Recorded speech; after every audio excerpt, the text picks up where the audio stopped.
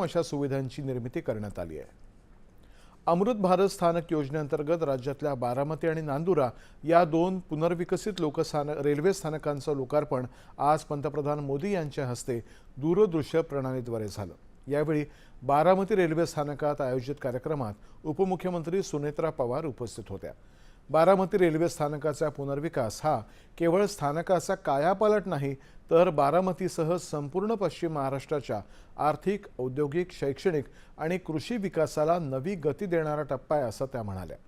विद्यार्थ्यांमध्ये राष्ट्रप्रेम, विकासाची जाणीव आणि सर्जनशीलता वाढावी या उद्देशाने यावेळी निबंध आणि चित्रकला स्पर्धेचंही आयोजन करण्यात आलं होतं। रेल्वेचे वरिष्ठ अधिकारी यावेळी उपस्थित होते।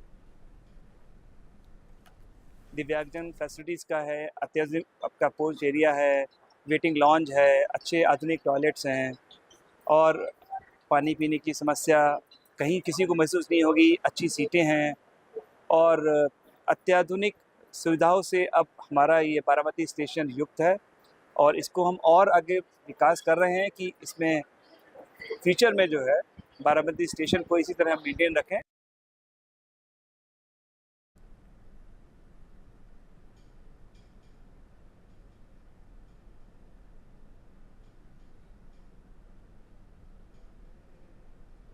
बुलढाण्यातल्या नांदुरा रेल्वे स्थानकावर आयोजित कार्यक्रमात मंत्री संजय सावकारे आणि आकाश फुंडकर उपस्थित होते।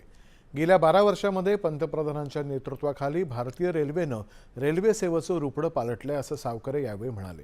नांदुरा रेल्वे स्थानकावर अमृत भारत अंतर्गत झालेल्या कामांची फुंडकर यांनी प्रशंसा केली। एस्केलेटर नवीन आहे, जिने नवीन झालेले आहेत, प्रवाशांची बसण्याची व्यवस्था आहे, अपंगांसाठी व्यवस्था आहे, सगळ्या अद्ययावत सुविधा देऊन हे स्टेशन परिपूर्ण करण्यात आलेलं आहे।